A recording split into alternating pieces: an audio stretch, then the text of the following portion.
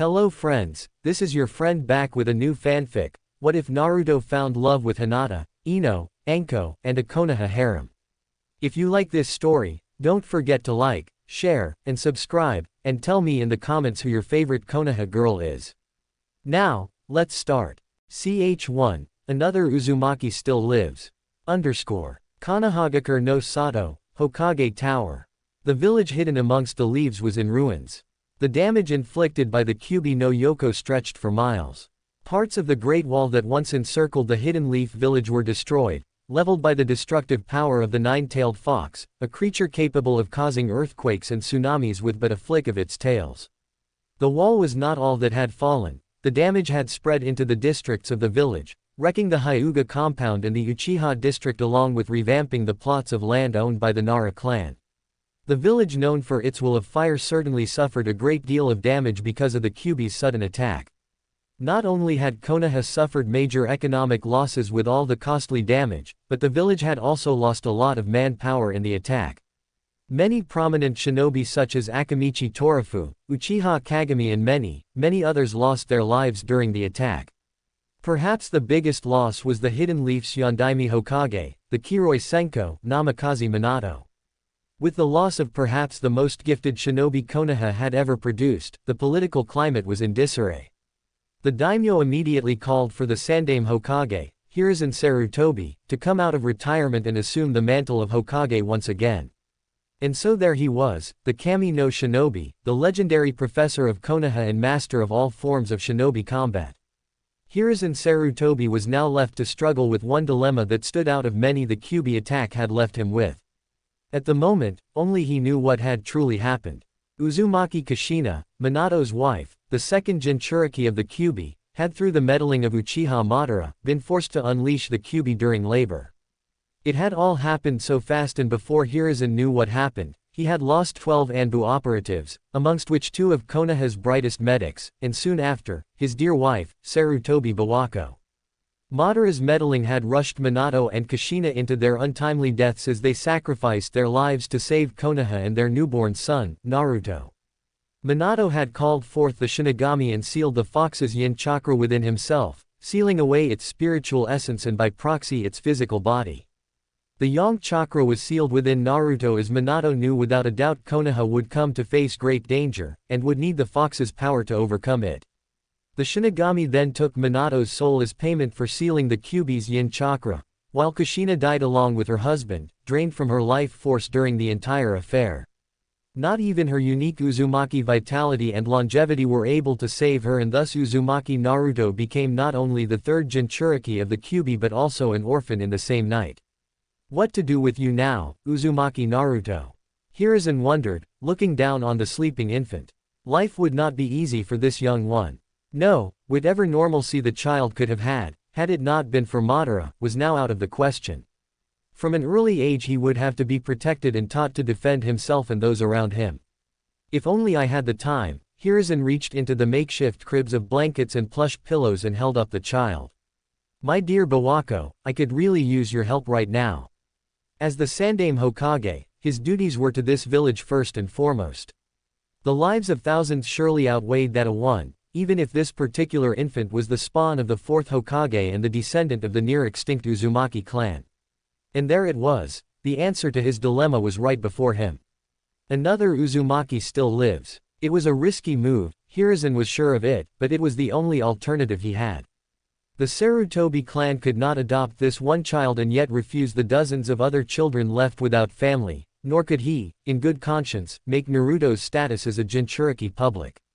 There would be revolts, demands for a public execution by the civilian populace and demands for Uzumaki Naruto to become a weapon with the sole purpose of destroying Konoha's enemies. Surely Minato and Kushina would understand, Hiruzen reasoned with himself. Even if he made Naruto's parentage public, he had his doubts if that would be enough to hail him as the hero his parents wanted him to be known as. And, surely, they would come for him. Iwa and Kumo would undoubtedly seek to assassinate the young boy, as would other villages. Minato and Kushina had, after all, gained fearsome reputations in their respective years of service, and if word of their offspring reached the other villages, the result could be catastrophic, potentially a cause for even Hiruzen realized he could not hide the boy, for no matter how hard he would try, a leak of information would inevitably happen. There always were with secrets of this magnitude. Experience of over 30 years in office and 50 years of shinobi service had taught him that. Uzumaki Hattori. Hiruzen almost shuddered at the thought of Naruto growing up with that relic. Uzumaki Hattori was one of very few, if not the only one, left of the olden days when Konoha had just been founded by the Uchiha and Senju clan. He was old-fashioned, brazen and unsociable, but at the age of 117 he truly was a relic of the olden days, older than most shinobi villages, as he came from a time in which shinobi were often nomadic clans, isolated from the world and servants to the highest bidder. The only village likely to be older than Uzumaki Hattori would have to be Takigakure, although the hidden waterfall had an erratic past of achieving power and losing it after a few years of prosperity. They had yet to recover their power after the last war with Konoha, prompted by an attempt on the Shodai's life. A sharp knock broke Hiruzen's thoughts. "Enter," he called as he adjusted his robes and took a seat behind his desk. The double doors opened and Jiraiya of the Sannin entered with a half-hearted smile.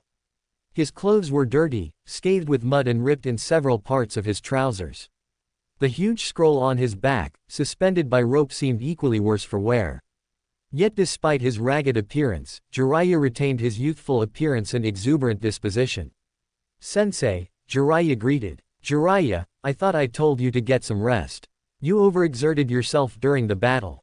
Jiraiya did not waver under his stern gaze, much to Hiruzen's chagrin. At 38 years old, Jiraiya was no longer the impulsive youngster that feared his rebukes. He was no longer the foolish genin who used the summoning jutsu on a whim and ended up lost for months. "How they have grown so quickly," Hiruzen noted with a sigh as Jiraiya took a seat in front of him and helped himself to the sake, pouring a saucer full for his sensei and drinking from the jug himself.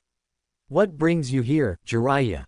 The Gamma Sennin helped himself to a good swing of the alcoholic beverage before answering. "I want to know your plans for Naruto." Jiraiya met his sensei's eyes and waited patiently for an answer. Years ago, when he was still a youngster, Jiraiya quite enjoyed theatrics. However, the current situation was far too dire, too serious to joke about. "Nobody but you and I know of Naruto-kun's parentage or status as a Jinchuriki, Jiraiya, and I intend it to keep it that way. At least for now," Hiruzen told him. As expected, Jiraiya's eyes narrowed and his eyebrows curved into a displeased frown. "You know why, Jiraiya? Please, I simply do not have the will to argue." "No, sensei, we are going to talk about this," Jiraiya forced. "The kid's a hero. Why shouldn't the people be allowed to know this kid is just as much of a hero as his parents are?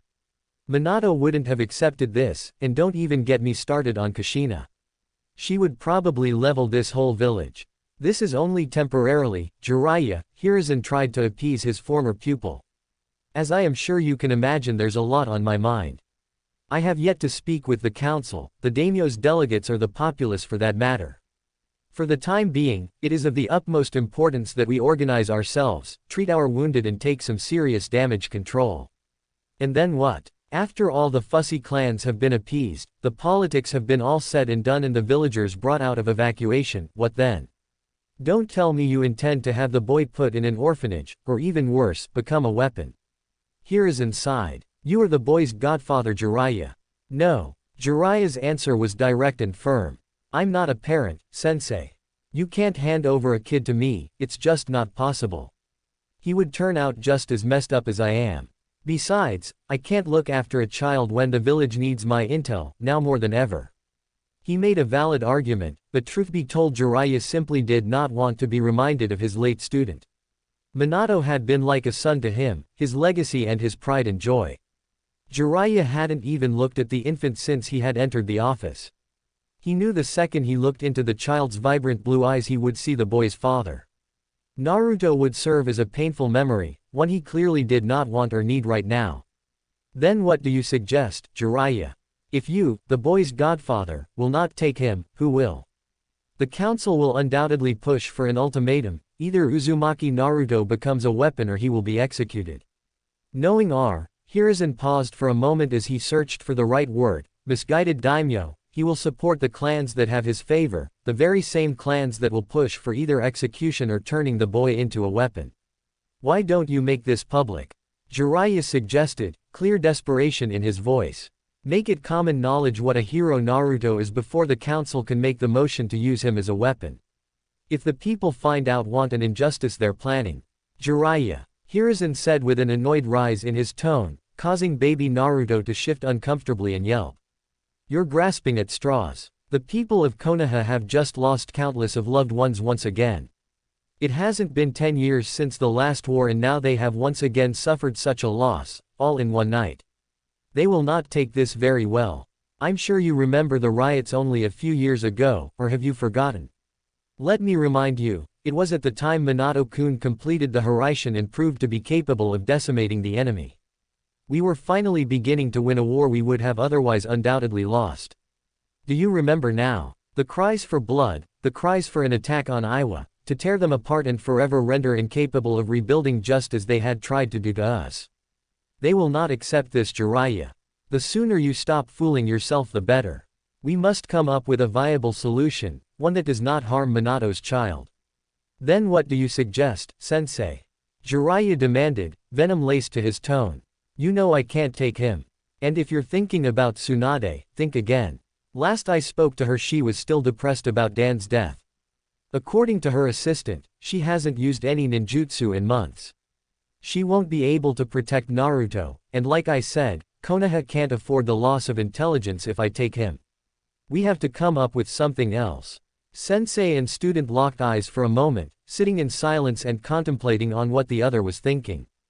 Hiruzen knew Jiraiya better than his student thought he did. He knew Jiraiya would not want to live with a reminder of his beloved student, but he wasn't nearly cruel enough to confront him about that. After all, he had lost Orochimaru forever only recently. It made no difference if his heart was still beating, the kind boy Hiruzen knew years ago was lost forever. Hiruzen sighed wearily. He felt far older than he appeared to be. There is one more option, Jiraiya, he began quietly, Uzumaki Hattori. You've got to be kidding me. Jiraiya interrupted loudly. That old man is crazy. Not only does he make you look like a spring chicken, he's completely and utterly crazy. What kind of childhood would Naruto have with him, living with that relic? It is far better than any alternative we have come up with so far, Jiraiya, Hiruzen countered. Now, if you will let me finish. Uzumaki Hattori is indeed old and rather out of it, but if we have a caretaker along with him to look after the child, Naruto may still have a childhood with some degree of normalcy. A sheltered childhood is better than no childhood at all, surely you would agree to that. For a few moments Jiraiya was quiet. The Sandame's arguments were infallible and he had no better solution than the old man did. All right, Jiraiya finally conceded.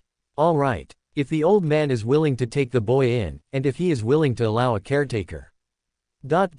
I'll make sure to protect the kid to the best of my ability whilst maintaining my information network. I won't be in the kid's life much but it's better than nothing. It's all hell of a lot better than what I had. Jiraiya rarely referred to his orphan childhood, and so there was an uncomfortable silence Jiraiya decided to break after a moment. Who do you have in mind for this caretaker job? Josanshi Taji, Hiruzen said almost instantly. Hiruzen knew she was the best for the job. Not only was she one of Kushina's midwives, she was one of her closest friends. Kushina had requested her to be there when Naruto was born, she was to be the boy's godmother. Jiraiya raised an eyebrow. He had never heard of this Taji nor had Kushina ever mentioned her as her choice for godmother. She and Minato had decided they would pick godparents respectively, and although he had never asked Kushina directly about her choice, it still struck him as odd. I'd like to see her file, sensei. Jiraiya, she's an Anbu operative. You know I cannot divulge you in such information without good cause. This shitstorm isn't a good enough cause for you. Jiraiya challenged. Hiruzen's expression remained blank, prompting his former student to glare at him. Fine, Jiraiya said as he moved towards the door. I'll just track her myself and test her skills firsthand. I'm not going to let an incompetent kunoichi take care of Minato's kid.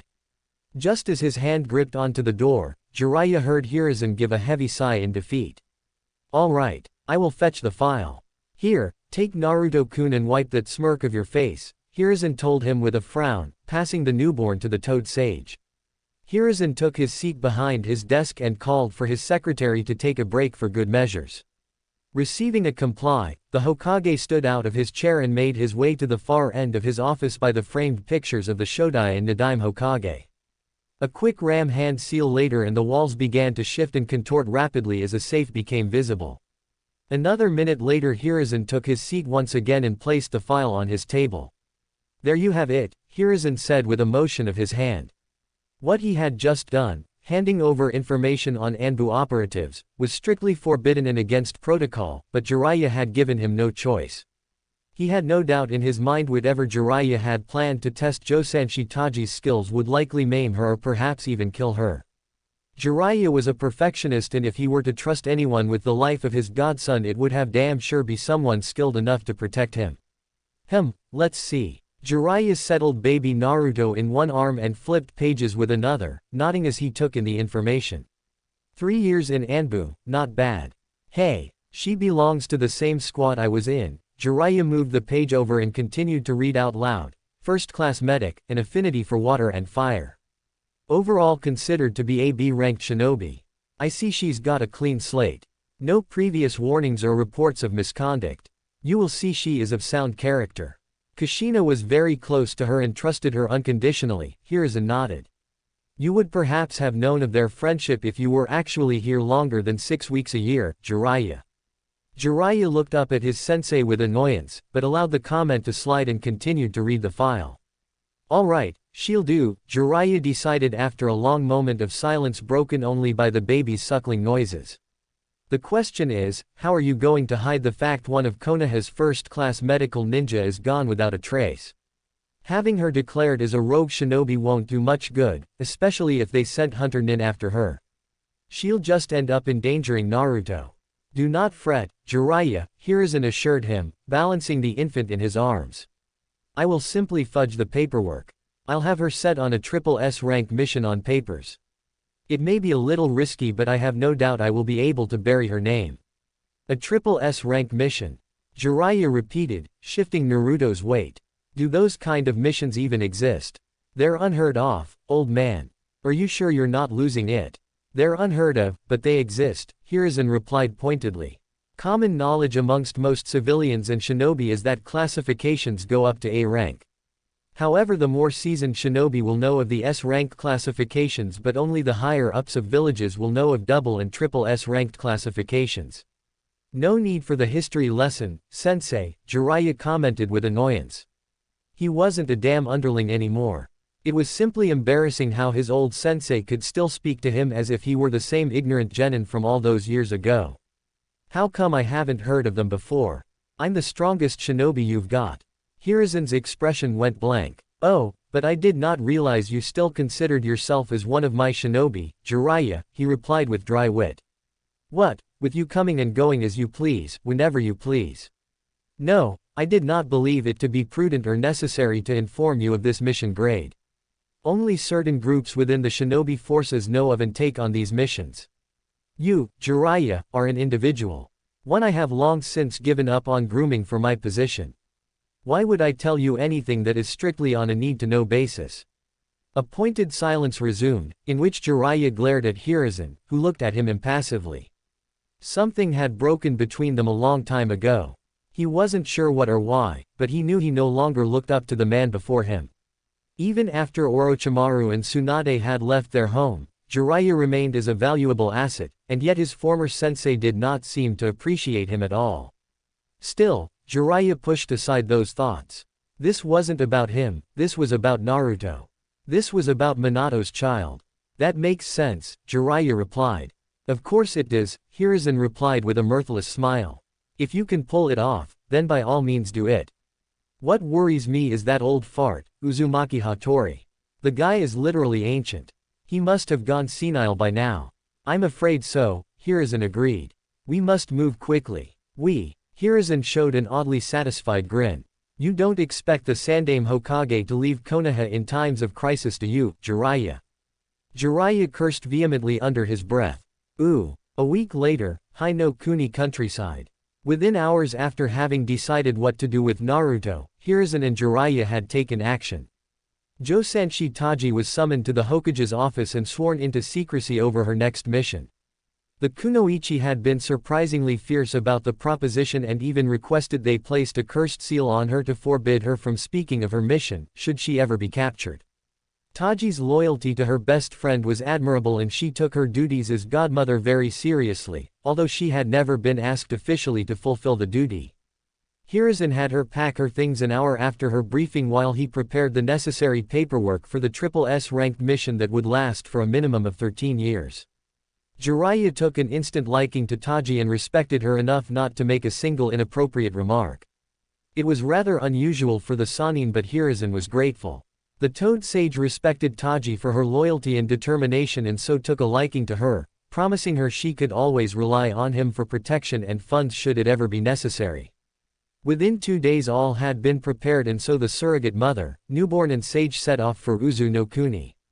The plan was to first make it to Ritteruwana, a small-time harbor village, and appropriate a ship to the island known as Whirlpool Country. Jiraiya-sama, Naruto-kun needs to be fed again. Jiraiya groaned loudly and turned on his heels. Again? He asked, to which Taji merely nodded. I swear, all the kid does is eat, sleep and poop. He is a baby after all, Jiraiya-sama, Taji replied meekly. Of course, Jiraiya said with unjustified ire. We're just a few hours away. Can't the kid hold it up? Jiraiya whined childishly, causing Taji to laugh. Sorry, Jiraiya-sama, but my duty is to Naruto first and foremost. If you wish to move on without us, feel free to do so, Taji joked good-naturedly, shifting the infant Naruto in her arms. Mo, you sure are serious about this whole surrogate mother business, Jiraiya commented. The hermit walked over to a tree and placed a hand on its bark. Nodding appreciatively, he swiftly chopped at it with his hand. It was like cutting through butter with a hot knife as the tree fell. Oh, Naruto-kun enjoyed that. Taji held up Naruto for Jiraiya to see his wide eyes, as if he could comprehend the impressiveness of what Jiraiya had just done. I must say, he is an unusual baby. He doesn't cry or laugh at all. He only gurgles when he's been fed. As shrewd as his old man, Course you are. Jiraiya pinched Naruto's cheek. He instantly regretted the action as Naruto retaliated by vomiting over his hand. Ah, gross. He did that on purpose. Taji merely smiled. Oh come on now, Jiraiya-sama. He is only a baby. Yeah right, Jiraiya pointed at Naruto's smiling face. Look at him, he's smiling. Oh, my. Naruto has his mother's infectious smile. Ooh. Shores of Uzu no Kuni. The journey to Uzu no Kuni had taken a little over 2 weeks in total and had gone smoothly without incident. It took much longer than Jiraiya had anticipated, but it couldn't be helped. They were carrying a child with them after all, and the Toad Sage did not mind in the least. During the duration of their journey, he and Taji swapped many stories, even about classified missions they had performed as Anbu. There was no need for any more secrecy as only one secret now truly mattered, and that was Naruto's existence until he was old enough to defend himself. Naturally, Jiraiya had for more thrilling tales to tell and he indulged Taji in many of his exploits. He told her of the noteworthy shinobi he had faced in battle, the places he had been, and even gave her a copy of his first book, The Tale of the Utterly Gutsy Shinobi. Taji promised him she would read it to Naruto, although he attempted to dissuade her from doing so as the only people that actually liked the book were his sensei, Fukasaku, Minato and Kushina. The mentioning of the latter two only further strengthened Taji's resolve however, as she told him Naruto should know what kind of person his parents had wanted him to be. The journey came to an end not long after reaching the island of Uzu no Kuni. It was a few hours before they had reached their destination, Uzushiogakure. The village hidden amongst the whirlpools. As they neared the outskirts of the village, Jiraiya noted how the scars of battle had yet to leave the landscape. The Sannin had been to the village only on 3 other occasions in his life. Back then the village had been rather impressive with its wide roads, cylinder-shaped buildings and impressive designs of infrastructure that separated carriages from the pedestrians. In the middle of the village was its monument, a plaza decorated with statues and buildings in honor of their village leaders and other prominent figures that had been produced by the village. It was a dark chapter of the shinobi world indeed, as Uzushiogakure had been razed to the ground. The details were vague and whatever evidence had been submitted was not enough for Konoha to go to war over. It had been too late once Uzu had been wiped out by the massive attack spearheaded by Kumogakure and Iwagakure and backed by smaller shinobi villages. Jiraiya shook his head as they neared the remains of the walls that once been vast and protected the village. The Sannin ran a few diagnostic jutsu to detect trap seals the village had once used. Strangely enough, he found none. Performing the jutsu once again, Jiraiya received similar results. Strange. The old man is either dead or he doesn't care anymore. Either would be just as bad. If the man was dead, they had wasted weeks of traveling. If he simply did not care, then there was a good chance he would refuse to look after Naruto, descendant or not. Follow my lead carefully, Taji, Jiraiya instructed. As she nodded, he continued to lead the way into the ruins of the once proud nation of Seal's masters. Where are we going? Taji spoke so softly she was almost whispering. Clearly she was just as anxious as Jiraiya was. Jiraiya merely waved a hand at her and continued to lead the way to the one place he was sure the old man would be at, the plaza in the heart of the village. As they walked through the streets of Uzushiogakure, Jiraiya was reminded how large and grand the city had been, nearly stretching across the entire island, which was at least 3 times as big as Wave Country. You've got some rich heritage right here, Naruto. If we're lucky, the old fart might have saved some of the scrolls.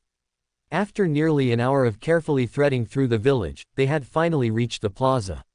The plaza retained much of its beauty, although there were some fallen pillars strewn across it. A fountain molded into a large spiral stood between the statues. Jiraiya's heart skipped a beat upon arriving in the plaza. Sat in a lawn chair before the statues was a figure with his back facing them. The figure sat in a rather hunched back fashion, and from what Jiraiya could tell he appeared to be sleeping. The old man had long, white hair that reached the small of his back. He wore black overalls under the traditional marine blue armor of Uzushiogakure shinobi and a red sash around his waist.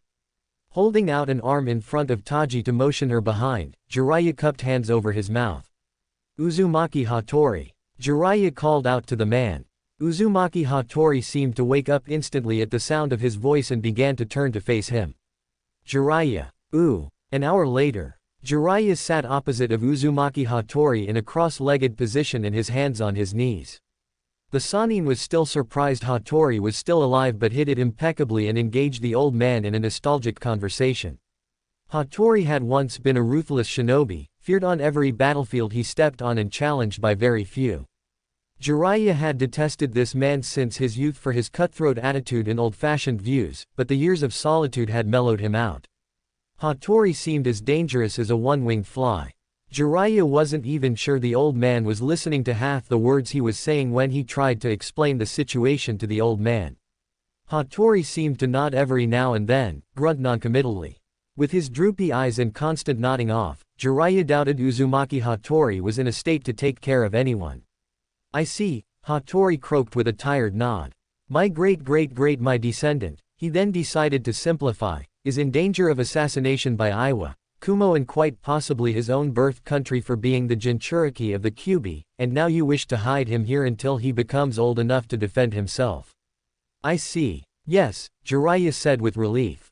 It had taken over an hour to explain the rather simple situation to Hattori. In Konoha he will either end being executed, turned into a weapon, or treated with contempt for his entire life. His parents had made enemies in Kumo and Iwa, and they would undoubtedly attempt to take his life. Hattori nodded slowly, encouraging Jiraiya to continue. With your permission, we would like to hide Naruto here. I do not expect you to protect him, that is why his caretaker, Taji, Jiraiya motioned the Anbu medic in the corner holding Naruto, is here. She will protect him and teach him the shinobi arts. She is skilled in providing for Naruto as well as you if you so wish it. The boy's hair is not red. All Uzumakis have red hair, Jiraiya. Hattori did not pose it as a question, more like a statement, and patiently waited for Jiraiya to explain. Kushina had red hair. Why does this young child not have red hair? He must have red hair. Jiraiya resisted the urge to groan. The boy's father, Namikaze Minato, I'm sure you have met him, had blonde hair. Apparently Minato's genes were the dominant ones. This was rather ironic, Jiraiya thought with an inward chuckle. In their relationship, it had clearly been Kushina who called the shots and Minato went along with her every command. Jiraiya snapped out of his inner thoughts and put up a serious expression. I assure you, this is indeed your descendant. You must have some way of testing that for yourself, do you not? Hattori remained silent for the rest of Jiraiya's explanation and only spoke when the hermit had finished. Jiraiya, no tests will be necessary. I believe you, I can feel it in this boy myself. He possesses the distinctive chakra only in Uzumaki wood. Hattori spoke with his croaky voice. The ancient man reached for the canteen Jiraiya offered him and took a few gulps before continuing with a more grave tone. Jiraiya, my days are waning. The Uzumaki traits of longevity and vitality have kept me alive for an exceptionally long time, even by clan standards. However, even I will die eventually. Over the years my hair has gone white, not gray, but white. This happens only when an Uzumaki lives long enough to reach an age where his body can no longer go on and his life force begins to gradually decrease. Hattori paused to allow the information sink with Jiraiya and then continued a moment later. My life is circling in the drain and soon Uzumaki Naruto will be the very last of the once great Uzumaki clan. You wish to teach him? Yes, Hattori nodded. The Uzumaki clan will live on in Naruto, but he must also carry out our traditions not only in blood but in knowledge. I will teach him, educate him into a fine shinobi. At my age I am no good for ninjutsu or taijutsu, however there are a great many things I can and must pass on to Uzumaki Naruto. From there on out, Jiraiya and Hattori spend hours upon hours of discussions. Jiraiya clearly did not trust the old man and wanted to know every detail of what he wished to pass on to Naruto. Eventually, after much discussion, Hattori had promptly stood up and beckoned Jiraiya to follow him. The relic led him into the great tower of the village where the village leader ruled from and where the villagers would flee to in case of an evacuation order. Jiraiya soon came to understand he had never truly seen all of Uzushiogakure, as underneath the surface were a labyrinth of secret pathways, tombs and honeycombs of storage facilities as well as hidden training grounds. The founders of Uzushiogakure had truly designed a magnificent village. Those unfamiliar with the hidden underground of the village could get lost for days if not forever in the maze-like underground. Hattori led Jiraiya through the pathways swiftly and moved without a doubt in his direction. The old phantom knew the underground by heart. Eventually the two came to stop before a huge pair of double doors, 20 feet in width and 50 feet in height. What is this? Jiraiya asked the old man, feeling a sense of suspiciousness. He wasn't comfortable in the slightest with the man in the poorly lit labyrinth under the village. This, Jiraiya, is the treasure trove of my people. Of Naruto's people, Hattori told him and promptly bit his thumb and went through a complex string of seals Jiraiya could not recognize. This is Naruto's heritage. The massive double doors groaned and moved slowly, causing enough tremor for small chunks of rocks to fall down. They had not been used for years, Jiraiya noted. As the doors split open, Jiraiya's eyes widened considerably. Before him was a giant hall of shelves containing thousands of scrolls and books. What is this? Jiraiya turned to Hattori with an obvious sense of shock in his voice. Is this what I think it is, Hattori? Are these? Yes, Jiraiya. These are all the jutsu my people, and Naruto's people, Hattori was keen on reminding him of that, have acquired over the years. Some of these were thought to be long forgotten, others were made forbidden and a few were thought to be destroyed. This is the heritage of Uzushiogakure founded by the Uzumaki clan. This is Naruto's heritage. Jiraiya dropped all inhibitions as he entered the tomb. Even he, the legendary Gama Sennin, had been swept away with such profound shock he could not help to feel like a child in sweets shop. Oddly enough, all the scrolls were kept in pristine conditioning, protected by the array of seals set up by the Uzumaki clan many generations ago. Our knowledge was feared so greatly, Kumo and Iwa and many others sought to destroy us. They never found what they were looking for, however, Hattori cackled with glee. They came in search of power to destroy their enemies and they found nothing. These are amazing. Jiraiya read the tag on a rather thick scroll and made to reach for it only to violently propel him backwards and into the ground. Jiraiya groaned and swore loudly as he got sat up. What was that? Only those of Uzumaki blood may touch these scrolls, Hattori explained, walking over to the shelf Jiraiya had been looking at. Allow me to demonstrate. Hattori reached for the very same scroll Jiraiya had reached for and plucked it off the shelf. A quick hand seal later and the scroll glowed for a moment. You may copy its contents, if you wish, but return the original to the shelf when you are done, will you? Jiraiya caught the scroll midair and reads its label with wide eyes. The reverse 4 symbols seal, this is an S-ranked kenjutsu. It was said to be lost generations ago. Jiraiya quickly created a kage bunshin and had it copy the scroll's contents as he joined Hattori, who stood in his hunched back posture. Thank you. Hattori did not acknowledge his gratitude and got straight to the point in his croaky voice. You see why it is so important for me to pass on the Uzumaki clan's teachings to Naruto, Jiraiya. Jiraiya for his part scratched his cheek in thought. I can certainly see why you would think so, Hattori. I have no problems with him learning of his clan, but I do not want to see him become obsessed with obtaining all jutsu. I have lost a dear friend to such obsession and I will not stand by and watch Naruto follow in the same footsteps. Of course not, Hattori quickly conceded. A little too quickly, but the ancient shinobi pressed on it quickly. I intend to only teach him of our seals. That is the most important heritage you will find here. What he plans to do with the rest of the jutsu obtained is up to him. Should he wish to share it with Konoha, so be it. He will be the new head of the Uzumaki clan when I am gone. Jiraiya's expression instantly lit up, seeing a great chance for Konoha to obtain more jutsu. At times like these, when the village had been greatly weakened, a larger arsenal of jutsu at their disposal was exactly what they needed. Then I accept your offer. You can teach Naruto all about his heritage as long as you stick to Fuinjutsu. The following 2 weeks had passed. Jiraiya spent most of his time with Taji, guarding her and young Naruto. However, conversation soon became mundane as Jiraiya had conversed many hours before with Taji on their journey and thus they had run out of subjects to talk about. And so Jiraiya began spending time with Uzumaki Hattori, the oldest man he knew. At the age of 117, Uzumaki Hattori was like a never-ending fountain of information. The old Uzumaki had many things to tell and had a surprisingly sharp memory as he could remember a great many details Jiraiya had never heard of. As much as Jiraiya enjoyed listening to the old man's story, he was quick to remember why he had never truly liked the man. Hattori was as old-fashioned as it got. He believed in might makes right, and other outdated ideologies. He wouldn't go so far as to call him a warmonger, but he would likely see eye to eye with Danzo, and that was never a good thing. Hattori had a habit of referring to how things were done in the old days and did not shy away from telling Jiraiya the gruesome details of missions he had gone on or incidents he was aware of. But despite his old-fashioned views, Jiraiya knew the man was hardly dangerous. Over the years his body had become weak and his ability to mold chakra had all but disappeared. Regardless, Jiraiya stayed for an additional 2 weeks by Taji's request. The old man too unnerved her, and though she was no weakling, being an Anbu operative, she felt safer for herself and Naruto knowing the Toad Sage was with them.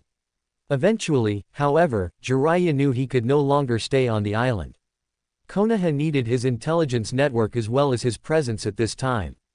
The other nations would be significantly less likely to try anything if they knew Jiraiya of the Sannin was there. Although, Jiraiya would most likely only stay for a couple of weeks before moving on with his journey and gathering intelligence for Konoha that would safeguard it and its secrets from their enemies. Do you really have to go? Taji held Naruto in her arms as she followed Jiraiya out of the house they had been making use of the duration of their stay. Jiraiya had quickly repaired much of the damage, being quite dexterous, and restored the house's living conditions. So soon? Naruto and I need you. Jiraiya neared the door and reached for his red sleeveless coat and sat down in front of the door and pulled on his wooden sandals. I'm sorry, Taji, but Konoha needs my skills more. The sage turned to Taji and smiled reassuringly over his shoulder. I'll be back in a couple of months. If you need anything, you can send a messenger bird to the old man. Are you leaving because of Konoha or because of Naruto? Taji demanded, hugging the infant closer to her in a protective manner. Please tell me you're not leaving because he reminds you too much of Minato. Jiraiya stopped dead in his tracks and temporarily weakened his grip on his wooden sandals. Look, Taji, Jiraiya began softly, yes, the kid reminds me of Minato and it hurts, but that's not why I'm leaving. Jiraiya stood up and tapped the getas on the concrete floor before the door, painfully reminded of the fact he had missed out on Minato and Kushina's funeral and he hadn't even gotten the time to properly mourn his surrogate son passing. You're his godfather, Taji bit at him. Over the past few weeks she had gotten close enough to the Sannin to know her boundaries, and so she no longer referred to him with reverence. Naruto needs you. And I need you too, she quickly added. That old man scares the living hell out of me, Jiraiya. Jiraiya sighed tiredly for a moment and nodded. I know he does, but the man is harmless. Believe me when I say there is nothing he could do to hurt Naruto or you. He can barely mold chakra and you're an Anbu operative. Have some faith in yourself, Taji. Of course, the kunoichi sighed. You better come back quickly. There's no way I can stand that man on my own for long. Naruto doesn't start training till his 6th birthday, but I got a feeling that old man is a bit too anxious to pass on his fuinjutsu to Naruto. Don't worry, Jiraiya assured her. It'll be fine. And you better be here for his birthdays, Jiraiya, or I will never forgive you. Got ya. I'll drop by every few months or so and I'll try. I'll definitely be here for his birthdays, Jiraiya quickly amended when he caught the scornful look that graced Taji's expression. Finally and reluctantly, Taji sighed in defeat. Alright, go. Konoha needs you, Jiraiya. Jiraiya placed his hands on her shoulders and nodded to her. Don't you worry, I'll be back soon. I sure hope so, Taji thought as Jiraiya closed the door behind him. Taji moved to the living room and pushed aside the curtains to see Jiraiya walk down the road. Because that man, Uzumaki Hattori, he scares the hell out of me. As if on cue, Naruto began to wail for food, reminding Taji of her duties as both a mother and wet nurse. Fair warning to those who aren't fans, Naruto is going to be very powerful. He will most certainly not be so powerful he can take on a legion of S-ranked shinobi by himself or anything remotely like that. That would be ridiculous, but he will be a powerhouse when the story really begins. Make no mistake, Naruto's power will be believable and tailored to his upbringing. The main pairing of this story is Naruto Harem. The reason for this is obvious. As Naruto is the head of a dying clan, it is left to him alone to continue the bloodline. The two who will undoubtedly be included are Hinata and Ino. Heard of it before? Sure you have. However, the big difference is that I am aiming to portray their relationship in a realistic way. Again, it's all pretty political and hinges on my ability to make the characters act in a way you can deem reasonably realistic. Aside from Hinata and Ino, Temari will most likely be included, but that is it. Note that Hinata will not be the shy, timid girl she was in canon. You'll see how that turns out soon enough.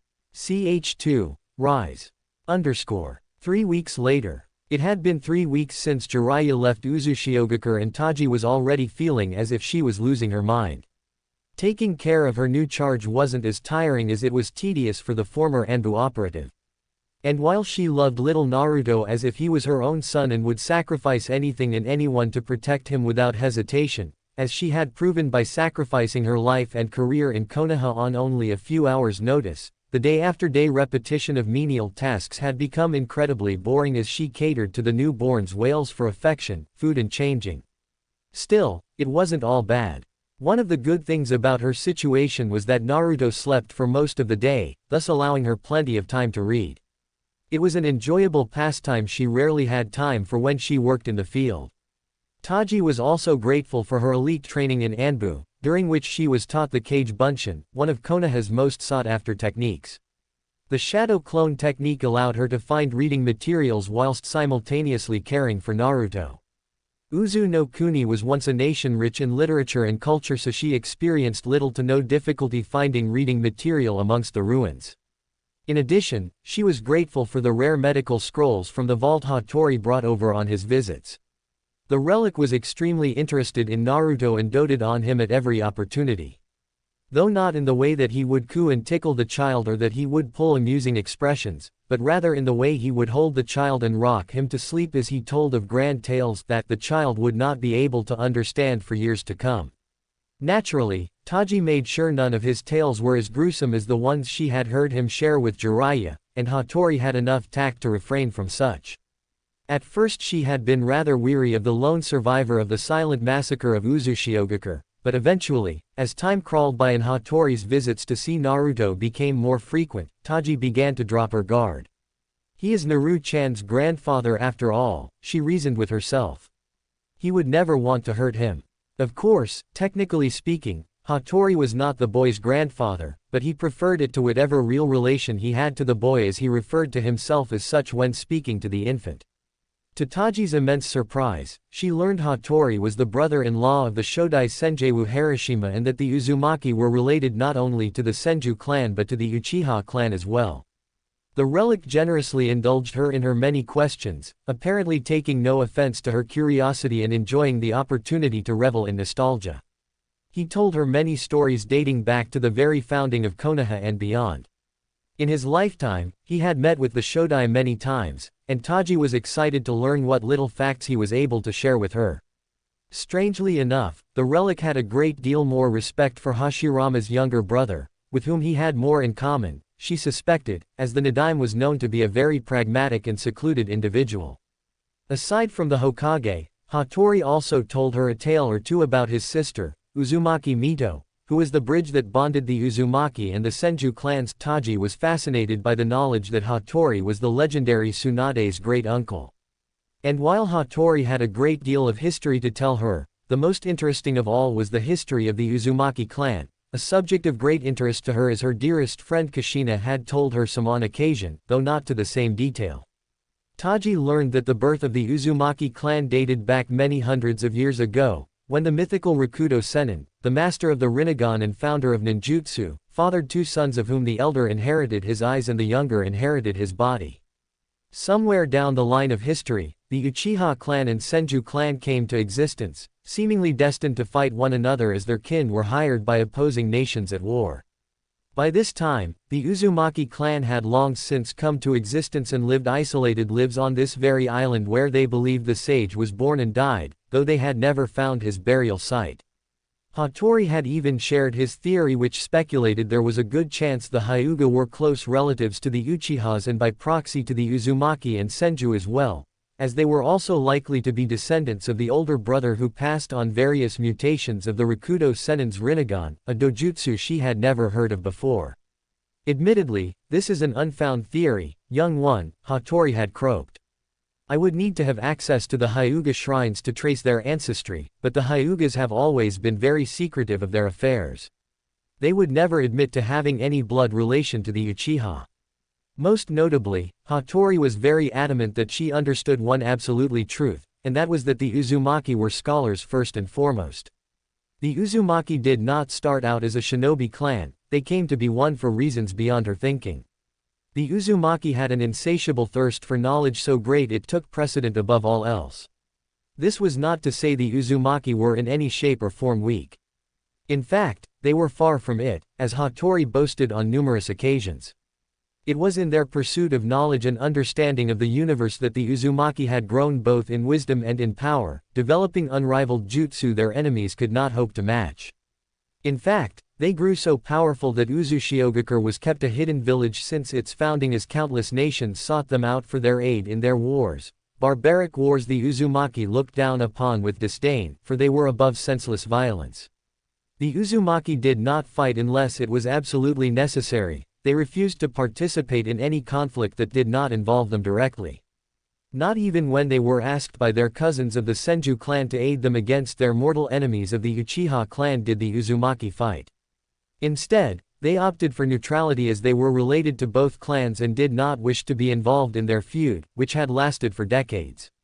When asked how the Uzumaki sustained themselves without taking on missions or without a daimyo for funding, Hattori revealed to her that, while they preferred to keep it to themselves, they were not above trading in weapons, knowledge and some of the rare natural resources that could be found on the main island and on the smaller ones nearby, islands neither Jiraiya nor Taji had even noticed as they were hidden by genjutsu sustained by seals that were still active even now. In fact, to Taji's surprise, even the main island was hidden from view.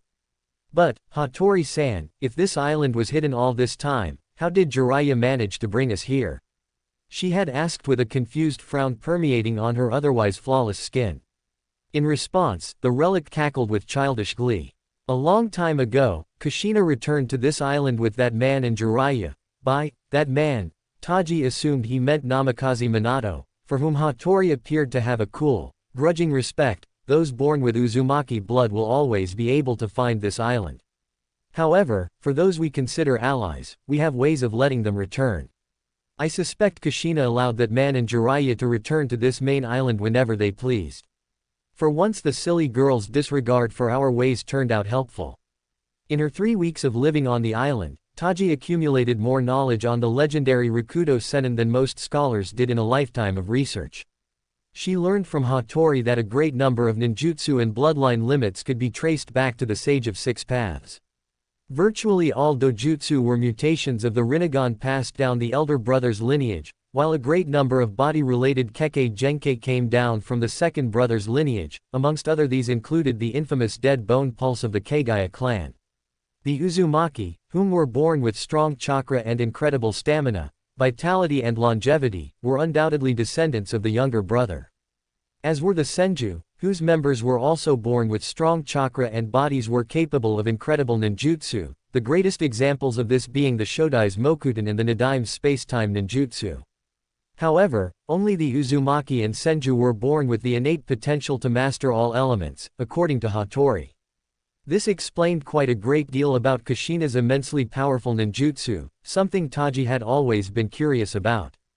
Truly, she had learned a great many things since she came to Uzushio, things she would otherwise have had no chance of learning, but still, she was no Uzumaki, and so her thirst for knowledge was not so great that it prevented her from sighing in utter boredom as time seemed to creep by at an increasingly slower pace.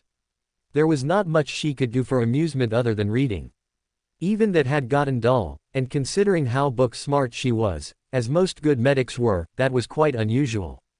Fortunately, Hattori found a remedy to her boredom and gifted her with a few scrolls of practically ancient medical jutsu from the Uzumaki vault, claiming that she was now an honorary member of the Uzumaki clan now that she was Naruto's mother.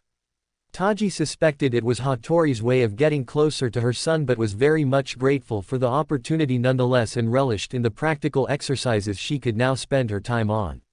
She had been giving free rein over the medical jutsu shelves in Uzushio's treasury tomb and left Naruto in the care of Hattori while she went to look for more jutsu. "Thank you, Hattori-san, I'll be back soon. It is no problem, take your time.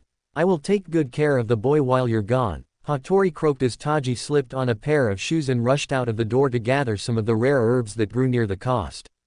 They would be perfect for her research. As the door closed with a soft clicking noise, a sinister snarl crept onto Hattori's face. "Listen closely, young one, someday soon you will become the next Uzumaki clan leader.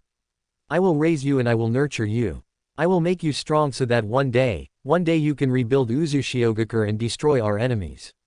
They will pay for what they have done. They will all pay." A cackle escaped Hattori's throat. It was a frightening kind of laughter that did not hide the hatred in his voice as he spoke.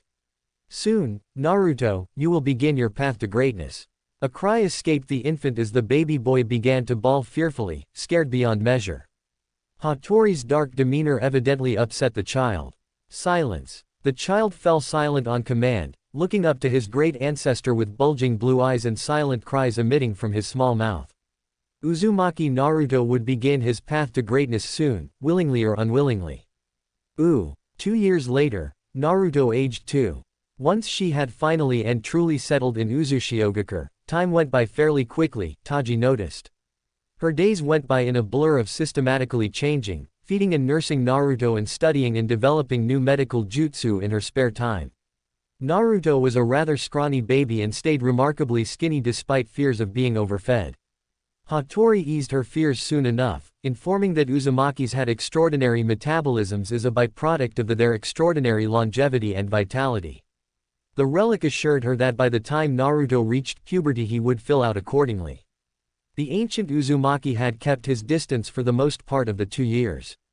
Occasionally he would ask Taji to help with his chores, such as setting up traps to capture wildlife on the island or with skinning the fish he caught every now and then.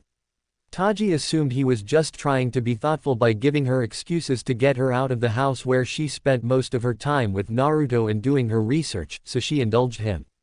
Her fears of the man had all but disappeared over time. She did not mind his occasional visits to check up on Naruto in the slightest. And as promised, Jiraiya had dropped by every 3 to 5 months and was always on time for Naruto's birthdays. He never stayed longer than a few days, but Taji was deeply grateful for his company and the much appreciated supplies he brought with him. Jiraiya typically doted on his godson whenever he visited the island, though Naruto seemed to forget who he was each time as Jiraiya never stayed long enough for Naruto to remember him. Taji was rather worried about her son as the child took after Kushina, and being the bundle of energy he was, it was becoming increasingly more difficult to keep track of. This only worsened by the time Naruto could walk at 1 year old. The child truly was Taji's pride and joy, however, and she began to increasingly dread the day she would have to tell him she was not his real mother. Still, she comforted herself with the knowledge there were still quite a few years left. She was still the one he looked to when he was hungry or upset, and she was still the one he babbled to in his increasingly coherent sentences. And when he grew old enough, she would be the one to put a kunai in his hand, teach him the hand seals, how to manipulate his chakra, and one day, help him understand heartbreak. Kacchan, hungry. Taji looked down at the adorable 2-year-old standing in front of her recliner with his arms outstretched. Of course, honey, Taji cooed, picking up the child that'd been playing peacefully with his blocks before. Let's get you some food, Naruto-chan. Taji snuggled against the squealing toddler while walking into the kitchen. She held the child in one arm and opened a cupboard with another. After making the boy a snack, she sat him down by his toys and watched with a sense of fascination at when young Naruto switched between eating with his left and playing with his right hand. Naruto was extraordinarily intelligent for a child. Taji could tell by the way he placed the cubes in symmetrical order, building small fortresses and other buildings that oddly enough resembled the cylinder-shaped buildings of Uzushio. She couldn't help but smile with a great sense of pride as the years continued to fly past. 2 years later, Naruto aged 4. It had been a few months after Naruto's 4th birthday, and to Taji's great dismay, Jiraiya hadn't shown up. Although she made plans to thoroughly chew him out for it the next time she saw him, she acknowledged that she would have to cut him some slack given the nature of his work. Life as the Toad Sage, which mandated Jiraiya had to travel the world and seek to cure imbalances in nature, as Jiraiya had told her during their long talks, as well as being in charge of supplying Konoha with a great deal of information, had to be hard on the man. Jiraiya did seem to genuinely care for his godson, so he probably wished he could visit more often, and at the very least he regularly sent toad summons bearing gifts and supplies for the both of them. At age 4, Naruto was a curious child with an unusually long attention span, a trait that Taji pinned on his lack of interaction with other children his age. The boy could listen for hours on end as his grandfather told him of the olden days, though his recollections were toned down on the details in Taji's presence and were simplified for the child to understand. Hattori increasingly spent more and more of his time with the child. Taji did not mind at first, as it allowed her to do some research on medical jutsu she could bring back with her to Konoha when the time finally came. However, as time went on, Taji would more often than not find Naruto waiting for her at his grandfather's house a few blocks away.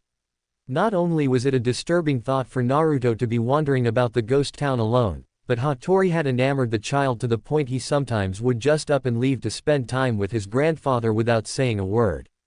And today was one of those days. Taji found herself walking down the familiar road down to Hattori's house. It was a short distance away from their house, and so she had come to cease worrying about Naruto making the small commute by herself. Nearing the small house, she entered through the front door and announced her present. Hattori-san, hello there. There was no answer, so Taji promptly made her way through the hallway, not bothering to take off her sandals as the wood-paned floor had withered and grayed immensely. Naruto-chan. Hattori-san. There was no answer. Naru. No. A fearful voice called out from the back. Taji instantly recognized it to be her son's. Alarmed, she ran through the living room and neared the parted slide doors to the garden and walked in on Hattori and Naruto in their back garden, where the old man was forcing Naruto to kill a stringed-up rabbit laid before him with a kunai. The child screamed and kicked, tears running down his chubby, whisker-marked cheeks as he resisted as much as he could. Jichin, I don't wanna. What are you doing, Hattori? Do as I tell you, child. Hattori bristled and forced the boy's kunai brandishing hand in the skull of the rabbit. It was not a clean kill. The rabbit convulsed uncontrollably, shaking and arching its spine. Blood spurted out of the entry wound and showered the last of the Uzumaki. The young boy bawled louder than Taji had ever heard before, prompting her maternal instincts to kick in as she surged forward with a burst of speed she could hardly believe she was still capable of. After 4 years of inactivity, She had gotten rusty, very rusty, however it was apparent she could still command enough speed to yank Naruto out of Hattori's grasp and backpedal several feet away in the blink of an eye. "What are you doing to my son?" Taji demanded loudly with barely restrained anger in her voice as Naruto clutched onto her like a lifeguard, trembling in fear and shaking uncontrollably as he cried. "What is the meaning of this, Hattori?" she screamed whilst channeling her urge to kill. "You are not his mother." Hattori spat with venomous insanity, clutching onto the kunai in his hand tightly. He got out of his seated position and staggered towards her in his hunched back manner with a deranged look in his eye. "That boy is not your son. Kachan?" Naruto asked fearfully. "Kachan, is that true?" Taji couldn't bear looking him in the eye and merely held onto him tightly. Realizing the truth, Naruto began to cry even louder and buried himself in the nape of her neck, babbling incoherently through sobs and tears. "Hattori," Taji spoke with barely restrained anger. "I am going to take my son back home. You will not follow us. I will speak to my son and after I have finished comforting him, you and I will talk. If you do not come with a satisfactory explanation, I am going to take my son and we will leave this island." Without another word, Taji quickly spun on her heels and left in a hurry, holding tightly onto Naruto and leaving Hattori to his own devices. As she left carrying Naruto, Hattori's eyes narrowed and he breathed heavily, literally shaking with anger, so much so the kunai bent under his grip, digging deep into his flesh and causing thin streams of blood to drip to the ground. Hattori had acted too soon and as a result his plans were further set back. 1 year later. It had been a terrible ordeal for Taji the day she had found Naruto being forced to make his first kill on an animal. A year had passed since then, but even now she could clearly remember the day. Naruto had been inconsolable for the longest of times once he found out Taji was not his real mother, and ever since their relationship had undoubtedly changed. He still called her mother, but Taji knew it was purely out of habit. It was a painful reality, but Naruto clearly no longer saw her as his mother, but more like a caretaker or a distant relative. That same day she had gotten into her first argument with Hattori and she quickly learned Hattori was incredibly unstable. Jiraiya had not come to visit on Naruto's birthday for the second time in a row. He had not once dropped by that year and Taji could not help but feel some ire against her fellow godparent. "Whatever misguided thoughts you may have, wench, that boy is my descendant. He is mine to raise and he is mine to teach. He will soon be the last of the great and most ancient Uzumaki clan. I will not have you meddle with my ambitions. Not since his mother have I seen such potential. I shall not let it be wasted, not again. He will not follow in her footsteps. At all costs, this boy will become a true Uzumaki, fit to sire the revival of the Uzumaki." Taji had been furious at that and responded with equal venom. "Naruto was placed in my care. He is my son for all intents and purposes. Kushina selected me to be his godmother, therefore I am his mother and he is my son. I tolerated you being in his life because he took a liking to you, but you have betrayed our trust. What were you thinking, forcing a 4-year-old to kill? These are not the olden days, Hattori. Naruto is not like you. And if you ever talk about Naruto like he is some kind of tool again, we will be leaving this island for good." They argued for hours that day. Taji was tempted to inform Jiraiya and the Sandaime of what was happening but eventually decided against it as Naruto was her son and as his mother she had to take responsibility. At first, she forbade Hattori from seeking out the boy on his own initiative, but the old man had disregarded her wishes and this of course led to more strife between them. After weeks of holding nothing but contempt for one another, they reluctantly reconciled. Taji forced herself to look past Hattori's actions as she understood he lived in the past, and what he had done with Naruto was no different from what he had experienced as a child. She could also see the good intentions in his actions, and coupled with Naruto's cries to see his grandfather, she could not avoid him for much longer anyway. That was a terrible mistake on her part, as her decision to allow Hattori back into their lives would forever change everything. It had been an ordinary day, only a few before Naruto's 6th birthday. The child was off playing in the garden whilst she prepared dinner unbeknownst of a shadowy figure sneaking up on her. The shadowy figure was Hattori and in his hand he carried a vial of special ink infused with chakra used for fuinjutsu. Taji's rusty Anbu senses kicked in too late, and before she knew what happened, She was blindsided and ink seeped into the skin of her face where a three-eyed tattoo formed on her forehead. Juin. Shinshiki. The effects were instant and Hattori cackled with glee, triumphantly so as Taji's eyes went blank and unfocused. Young Naruto hearing the commotion went inside and walked in on a terrifying scene of his mother on her knees, drooling and unresponsive. Kacchan. Neither she nor Hattori spoke, both seemingly off in a distant space. Jichan. Taji's eyes regained focus and she returned Naruto's hug in a robotic fashion and cooed in a monotone voice for a moment before pushing him away. You have to go with Oji-sama, Naruto-kun. It's time to begin your training. Kacchan, you said I had to wait till I was 6 to start training. Taji's eyes remained blank but her grip on his shoulders tightened painfully. Do not argue with me, Naruto-kun. Do as your mother tells you to. The boy only nodded, no words came to him that could express his confusion.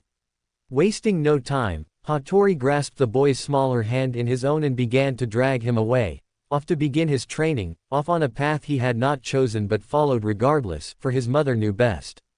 1 year later. It was a year later and Hattori could not deny it, Uzumaki Naruto was a prodigy in a league of his own.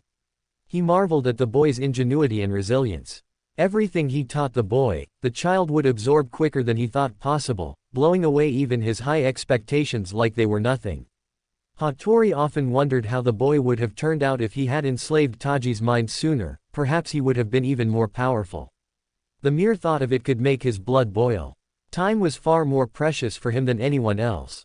If only he had acted sooner, but there was something to be said for Taji, as much as he despised her.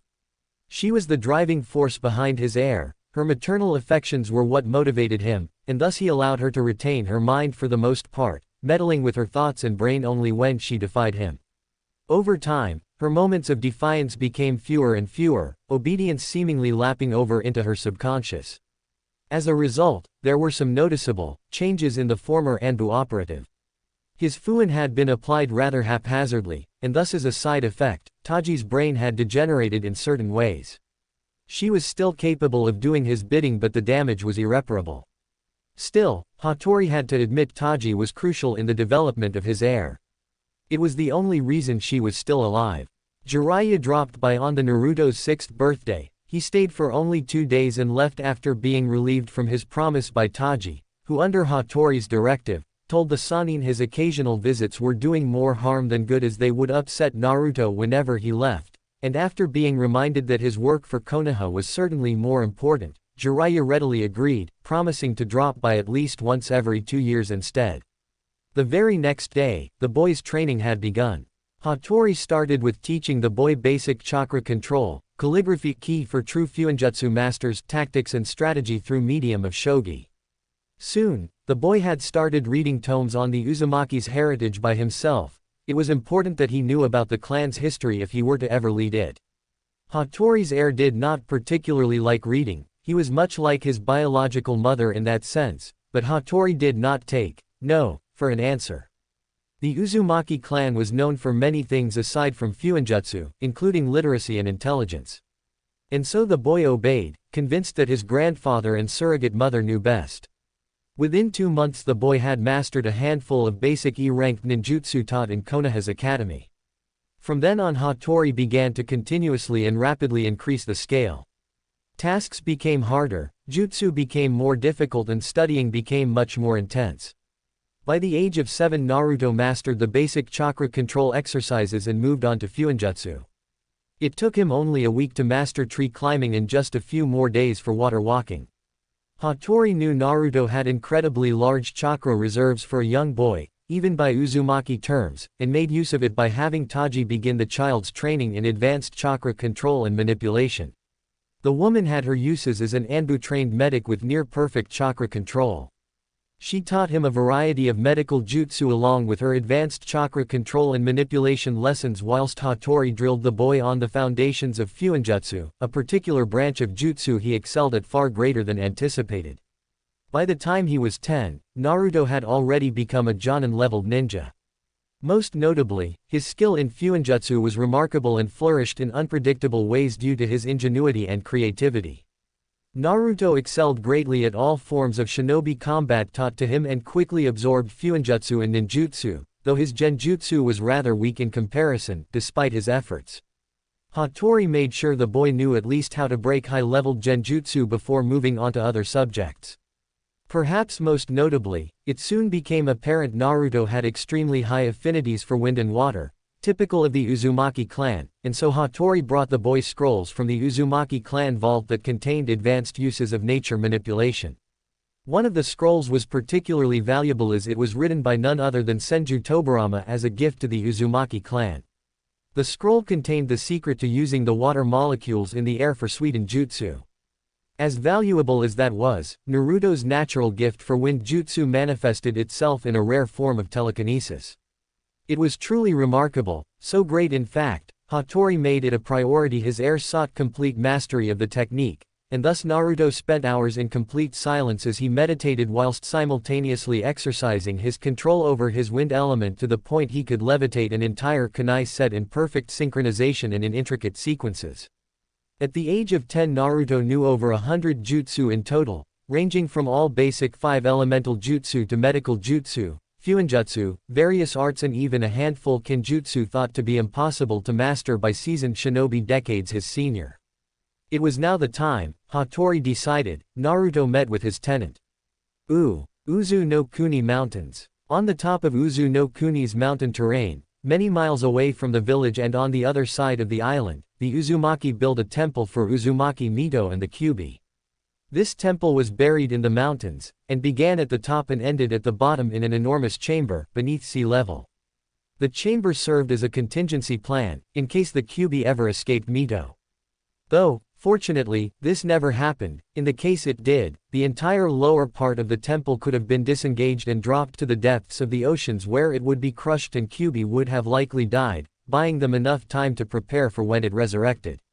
1. The temple went down hundreds upon hundreds of feet down the mountain, but Naruto diligently walked down the spiral stairs, carrying Hattori on his back. The seals that maintained this facility had long since run out of chakra and it reflected on the dusting state of the temple. It had been years since the elevators were last used, neither wanted to take the risk of damaging the temple anymore. It would simply add more to the burden of restoring the temple to its prime. "We are here, Oji-sama," Naruto announced as they reached the bottom chamber. It was cold, damp and worn. The walls were white and scratched, and rubble laid spread over the chamber that seemed to have been big. The white walls painted the illusion the chamber stretched out infinitely. The damage had clearly been done in training, but it would do for now. "My sister once roamed these halls," Hattori's voice carried out in an echo. "Here, she lived and trained. Here she awakened her chains, and here she conquered the Kyuubi. And after her, your mother came here, and while she did not conquer the Kyuubi, her chains surpassed even that of my sister, and so she was capable of controlling the beast. Now, it is time to begin your path to become the third Uzumaki Jinchuriki, and when the time comes, another Uzumaki, your son perhaps, will carry the burden. Your experiences here will aid the next generation." Naruto nodded as his eyes panned over the chamber. Everything was so white, just pure white. He almost couldn't tell the floor from the ceiling. "Oji-sama," he looked to Hattori with an uncertain look, "I have not yet awakened my chains. How am I to defeat the Kyuubi without them?" "Defeat?" Hattori let out a laugh and shook his head. "You will not challenge the fox today, it is far too early for that. No, today, we will start slowly in that regard. You will meet the Kyuubi, that is all. Do you understand me, child?" "Yes, Oji-sama," Naruto answered stoically with an obedient nod. In the privacy of his own mind he secretly feared Hattori greatly overestimated his abilities and deemed him ready to face the Kyuubi in combat. The relic made no secret of his astonishment whenever he beat his expectations. Fortunately that was not the case. "I will do as you have taught me, Oji-sama," he said, moving away from Hattori, walking several feet away as close to the center of the chamber as he could. His footsteps echoed loudly into the infinity of white. Hattori's voice rang behind him, loud and grave. "Be careful of the fox, child. Do not trust a word it says, and do not touch the seal." Naruto nodded to the relic in acknowledgement and sat down cross-legged. They had practiced meditating many times now. It almost came naturally. All he had to do was take a deep breath and close his eyes and... Naruto's mindscape. This place is filthy. Naruto voiced the first thing he thought upon entering his mindscape. A low, grumbling noise followed his statement. It sounded irritated as though indignant of his remark. "Kyuubi," Naruto called out as he walked through the empty halls of the sewer. He felt a mixture of anxiety and fear, but he refused to go back so soon before even seeing the Biju. "At last, my new jailer comes to visit me," a booming voice rang out as Naruto reached the end of the hall and stalked towards the shadows. "Have you come to conquer me, boy? Come to force your will?" "No," Naruto said loudly as he walked towards a gigantic cage. Much to his own dismay, his voice shook and was laced with fear. "I am here to talk." "Kukuku, talk, yes I am sure you are." Kyuubi's voice carried in mocking laughter. "I am no fool, insolent boy. Everything you see, I see. Everything you know, I know. You cannot fool me." Naruto seriously doubted this but did not question the fox just yet. There was nothing to gain from agitating the Biju. "I see. The relic manipulates you," the Kyuubi rang out from the darkness, his booming voice carrying out in an echo. "You are as much a tool as the blade he put in your hand. Do you expect me to deny that?" Naruto asked with genuine curiosity, tilting his head. It was a bad habit Hattori had beaten out of him, having deemed it undignified and unbecoming of an Uzumaki, but the relic was nowhere to be found now. In his mindscape Naruto was free. "I do not deny it. I am fully aware of what I am. A tool." "Yes," Naruto nodded simplistically, not even remotely challenging the statement. "A tool." The Kyuubi took a moment to process his response, clearly disturbed by the honesty of it at least somewhat. "You have come here to talk." The fox released an impatient growl from its throat so great the air vibrated. "Then speak. Will you please show yourself?" Naruto asked as politely as he could. "Why don't you open the cage?" The Kyuubi replied mockingly. His gigantic red, slit eyes glowed eerily in the shadows of the cage. "I would be more than willing to show myself if you did." Naruto gave a shrug feigning non-discomfort. "Maybe, one day. I'd like to. You would have me freed." "Yes," Naruto replied firmly as though it were a simple answer to a simple question. "Why not?" he added as an afterthought, entertaining the possibility the fox preferred to dwell in his mindscape. "Do you not know what I am, what I can do, what I have done? Do you have an idea what I would do, given the opportunity?" "Of course I do. I know all about you, Kyuubi." Naruto gave a small smile as he eyed the fox with bemusement in his knowing. "I thought you said you saw everything I saw and knew all that I knew." The fox moved forward, a gigantic humanoid claw hand grasping one of the humongous bars on his cage. It didn't speak, thus Naruto took as a sign to continue. "You are the first son of the Rakudo Sennin," Naruto said as he took in the fox's entirety, smothering his fear it has begun to build up at the sight of the Biju's imposing enormity. "Your name is Kurama of the Nine Tails and you are the former partner of Uzumaki Mito." "How do you know my name?" Kurama demanded with a booming voice, extending his remaining claw at Naruto in an attempt to rip his face off. "Speak." Naruto jumped backwards, unable to steel himself from his own terror, and thus falling on his backside in his haste. His fear came back with a vengeance, but only for a moment, as he refused to lie there on the ground, terrified beyond his wits. With as much dignity as he could muster, he slowly picked himself up, keeping an apprehensive eye on the fox. "Uzumaki Mito shared with her family what you told her, including your name and parentage." If the look on Kurama's face was any indication, the fox was about to completely lose it. "Such betrayal. Uzumaki Mito did not betray you." Naruto didn't know why he felt this way, but he was offended by the notion. "She did not betray your trust. She cared for you, Kyuubi. The others, even Oji-sama, disapproved, but Uzumaki Mito, she knew love for you.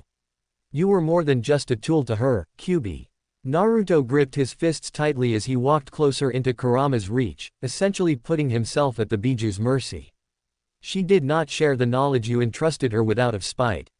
She did it because she hoped you would one day be treated with more decency and regarded as more than a monster." Kurama's eyes bulged and all anger left him immediately. The fox settled down, lying down on the ground as it processed the information. "Are you all right, Kyuubi?" Naruto asked tentatively. "You know my name, why not use it?" Naruto let out a laugh. "You permitted only Uzumaki Mito to call you by your name. I do not wish to offend you. You say you do not wish to offend me, but do you not realize I am the one responsible for the death of your parents? Kurama appeared to be irritated by his host's calm disposition, as though he had expected a confrontation. I haven't forgotten, Naruto shook his head. I saw you doing it, he added in quieter voice. Again, Kurama's eyes bulged. Then why do you show me kindness if you saw me killing your parents in an attempt to kill you? Because I understand it would only be natural for you want to prevent capture no matter what the situation. I can't fault you for wanting to be free, and because I have no qualms about being a Jinchuriki, Naruto answered truthfully to Kurama's visible surprise. I do not see you as a tool or a monster or even a weapon. No matter how upset I am over the fact you killed my parents. You are a part of me and I am a part of you, and that is what matters now. You speak wise words, but this wisdom was taught to you by a relic who sees you as a tool and a weapon, Kurama challenged, clearly irritated by his host's simplicity. Yes, Naruto agreed easily. But that does not stop me from understanding the truth. One day Oji-sama will no longer be around and it will fall on me to make my own decisions. This is one of them.